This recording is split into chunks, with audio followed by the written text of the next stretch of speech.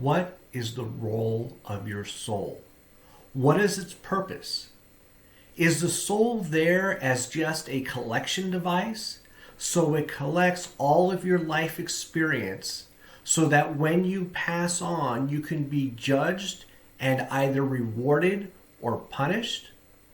Or is it another kind of collection device that collects all of your life experience, weeds out the stuff that you don't need, and brings into your next incarnation just the stuff you need to learn your lessons completely?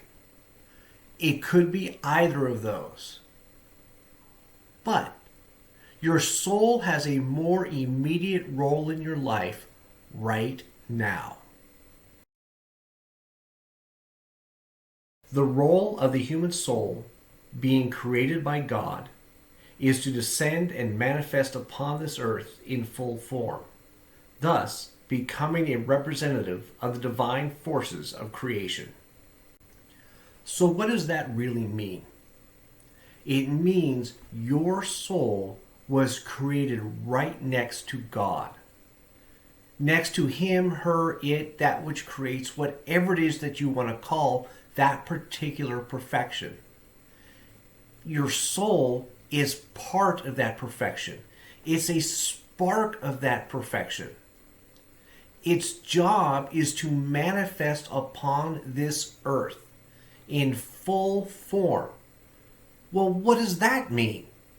It means your job is to become a representative of the divine forces that created you.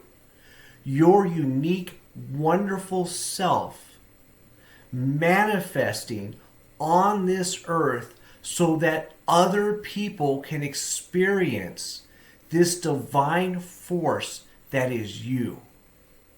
The forces of creation are varied, and thus such manifestations can be wholly unlike other fully manifested souls.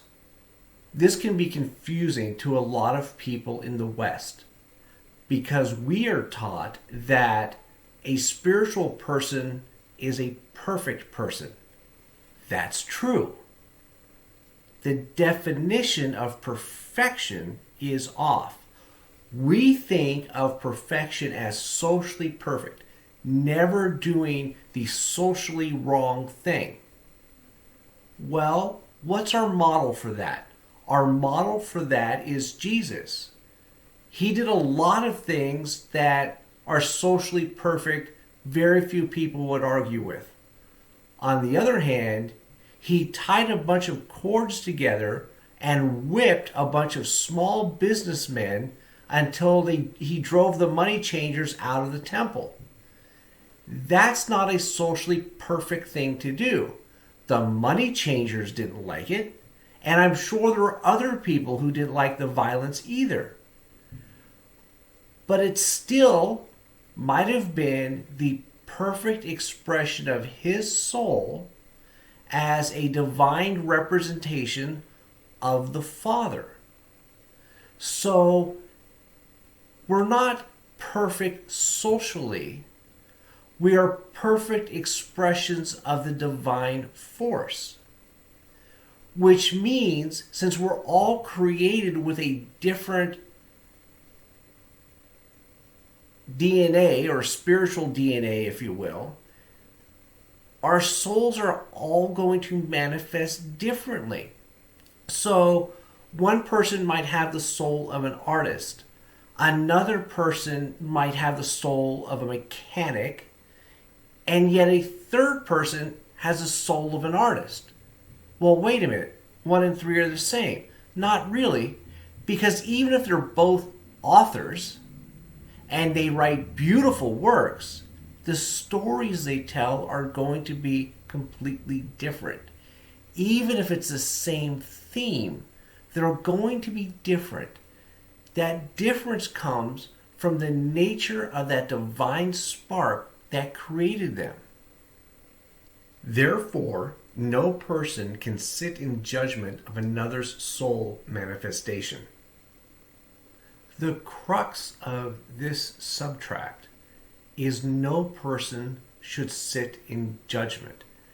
That's really difficult in life, because we do have to differentiate between this thing and that thing, this person and that person, this behavior and that behavior, one of which might uplift us and the other one is toxic to us. The trick there is to discern which is which, not label one as good and the other as bad, because when you do that, you wind up judging the entire person as good or bad, and there is no way for us to know which person is fully manifesting their soul or not. If you go back to the 60s, a hippie and a soldier might not have got along at all. They have two totally different perspectives on the world. But at some point in each of their lives, they might have helped the same little old lady cross the street. The point is that everybody is different.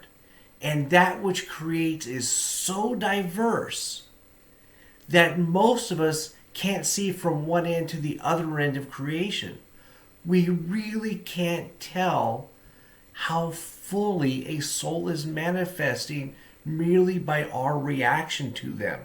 We can only discern things about ourselves. All persons can discern which souls best align with their own and may select teachers, companions, and those of deep respect as they will. This tract acknowledges that two fully manifested souls might not be able to coexist together because creation is so broad. It also acknowledges that somebody who is fully manifested might associate with people who are not. Both of these things are okay. You have agency to make decisions based upon your life and your manifestation. So you can gather people around you that help you on your spiritual journey, or associate with people that you can help with theirs, and at the same time exclude people who are toxic to you.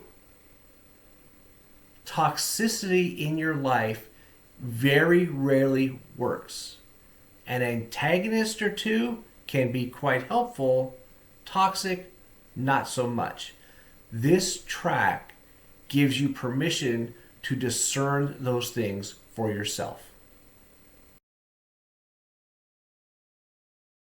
If you've stayed with the video for this long, please like and subscribe. If you're wondering how to do this kind of soul work, how to begin to manifest your soul, there'll be links below. Thank you so much for joining me.